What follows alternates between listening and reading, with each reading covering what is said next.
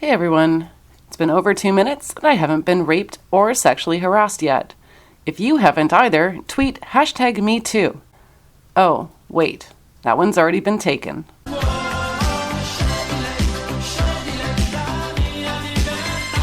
Hi, I'm Diana Davison, an advocate for people who've been falsely accused or wrongfully convicted of sex crimes. So, what a few crazy weeks we've had.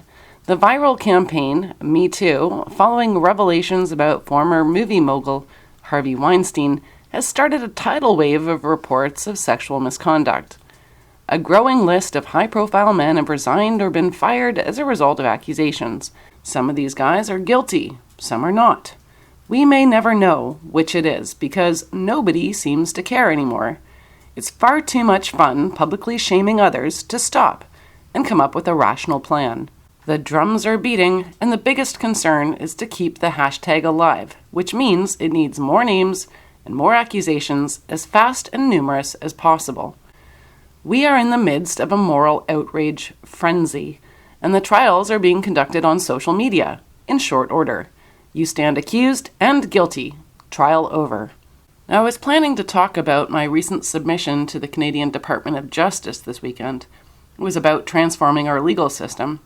I'm just going to put a link to that in the description below, because this issue, this Me Too madness, is more important right now.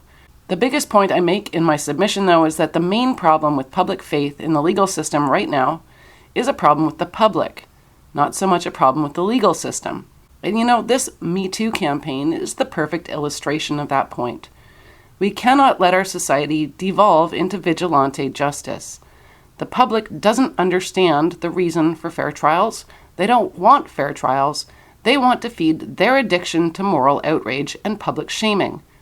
And like any other kind of addict, they'll lash out and scream if you try to cut off their drug supply.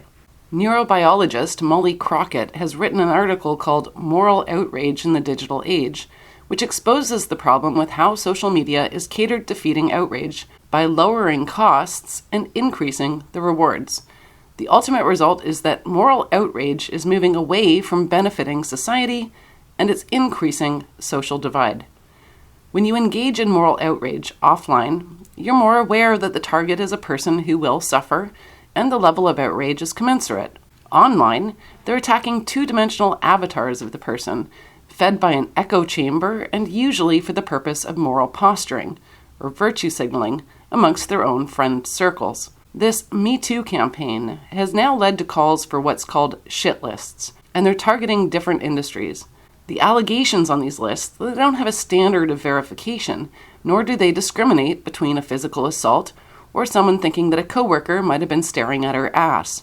One of the possible results that these sycophants aren't expecting is that in the mass hysteria and volume of men being accused, #MeToo might be met with #You too, huh? Yes, sexual assault allegations are now so prolific, it's commonplace, and people stop believing it. There won't be a guy in the world who hasn't also been accused of sexual misconduct, and they'll know that it doesn't really mean what it used to mean. The national conversation is now, so how much shit did she make up about you? And how many other guys is she accused? Oh, mine accused 6 other guys, pretty much everyone in the office.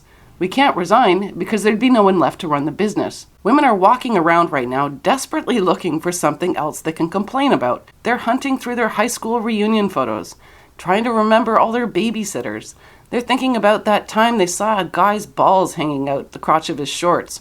What do we call that? Is that side ball? Kind of like side boob? Well, if he hadn't been manspreading, it never would have happened. Are we traumatized enough yet?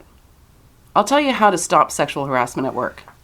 Get a sense of humor and learn how to make witty comebacks.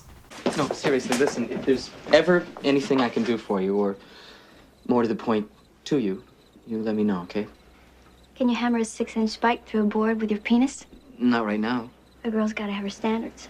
Every woman out there madly typing Me Too on the internet, over-petting her pussycat, claiming to be helpless while she sips her tea and signs a change.org petition, is a woman who needs to learn some life skills. Feminism used to fight for women's rights to engage with the world. Feminists used to say that women were strong and capable of handling themselves. Well, now they argue the opposite. If masculinity seems toxic to you, it's because you're not man enough to survive in the big people world. Stop listening to the idiots who want you to feel weak. Grow up. Reject victimhood. Someone has to pave the roads, keep the power running, and make sure your toilet flushes your crap away. I'll tell you who isn't making that happen. Every single retard using the #MeToo hashtag right now. You're morons. Get off the internet until you have something useful to say.